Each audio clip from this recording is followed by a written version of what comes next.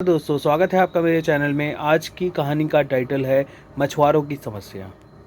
यह कहानी मूल रूप से जापानियों से जुड़ी है, जापानियों के दिनचर्या से जुड़ी है। जापानियों का दिनचर्या यह होता है कि वह रोज़ अपने खाने में एक ताज़ी मछली ऐड करते हैं। किसी भी समय वह खाएंगे, पर उनको दिन में एक ताज़ी मछली ज़रूर खानी है। यह उनके खाने का अभिन्न अंग है। तो मछुआरे इसके लिए बहुत ही प्रयत्न करते हैं, परंतु जो भी तटों पर मछुआरे मछली पकड़ने जाते हैं, वहाँ पर मछलियों का बहुत अभाव होता है। तो वह क्या करना शुरू करते हैं कि वह समुद्र के बीच में जाकर मछलियाँ पकड़ने शुरू करते हैं। परंतु समुद्र के बीच में जाकर मछली पकड़ के उसे वापस लाने में काफ़ी समय लग जाता था, जिस वजह से वह मछलियाँ बासी हो जाती थी।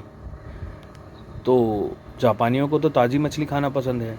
वह जैसे ही मछली का स्वाद लेते तो उन्हें बासी मछली होने का पता चल जाता। सो वह वहाँ से मछलियाँ खरीदनी बंद कर देते। मछुआरों ने इसके लिए बैठक की और एक हल निकाला कि अब हम अपने बोट्स में फ्रीज़र लगवा लेंगे ताकि मछलियाँ ताज़ी बनी रहें।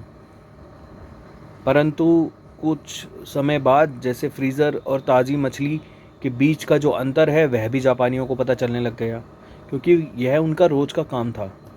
वह रोज़ ही ताज़ी मछलियाँ खाया करते थे। तो फ्रीज़र में रखी हुई मछली और ताज़ी मछली में थोड़ा अंतर हो जाता है। तो इस बात का भी उन्हें पता चलने लगा। फिर से मछुआरों ने बैठक करी कि हमें तो बहुत नुकसान हो रहा है, हमें क्या करना चाहिए। फिर एक मछुआरे ने अपना सजेशन दिया कि क्यों ना, मशवरे में ये कहा गया कि क्यों ना हम अपने बोट में फ़िश टैंक बनवा लें, जिसमें मछलियाँ हम जो पकड़ेंगे वह ताज़े पानी में रहेंगी और पानी में सांस लेती रहेंगी, मरेंगी नहीं। वह ताज़ी बनी रहेंगी।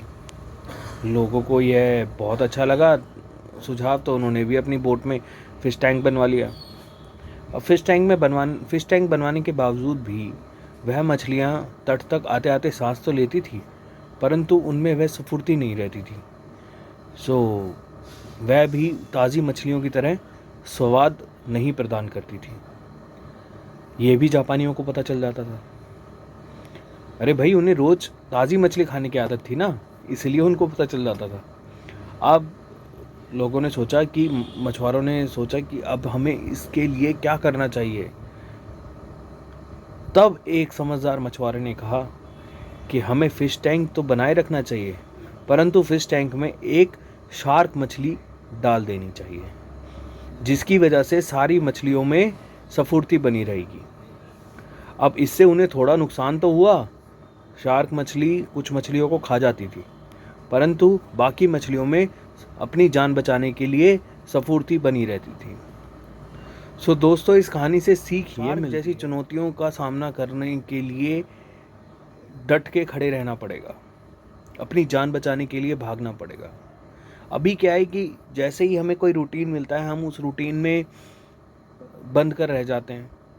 जो रूटीन हमें मिल जाता है, हम सोचते हैं हमारे जीवन का अब यही रूटीन है।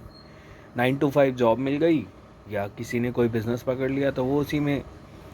नई चुनौतियों को सामना करने की जो क्षमता है वो हमारे बीच में ख़त्म हो जाती है। जैसे ही कोई चुनौती आएगी, हम उससे डर के बैठ जाएंगे, या फिर उसका सामना करने की हिम्मत नहीं रहेगी। हम सोचेंगे यार, चुनौती आई है, अब हम इसका क्या ही कर सकते हैं, चलो जैसा है वैसा सही। नहीं, आपको डट के लड़ना होगा, उठना होगा। ऐसे बन चुके हैं कि हम सांस तो ले रहे हैं, परंतु हमारे अंदर जिंदा दिली नहीं है। हम लोग चुनौतियों का सामना करने की ताकत खो चुके हैं।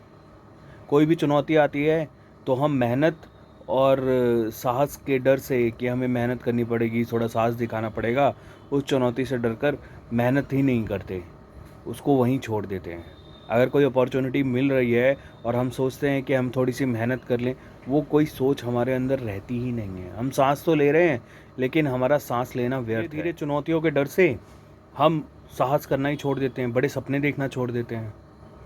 बड़े सपने देखो, बड़े सपने देखने के लिए अपने जीवन को परिवर्तित करो, अपने जीवन में मेहनत करो, कड़ी मेहनत करके बड़े सपनों को साकार करो।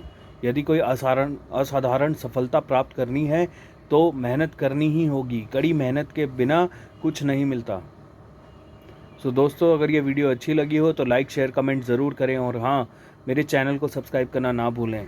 इससे हमारी थोड़ी हेल्प होती है, हमें भी साहस मिलता है।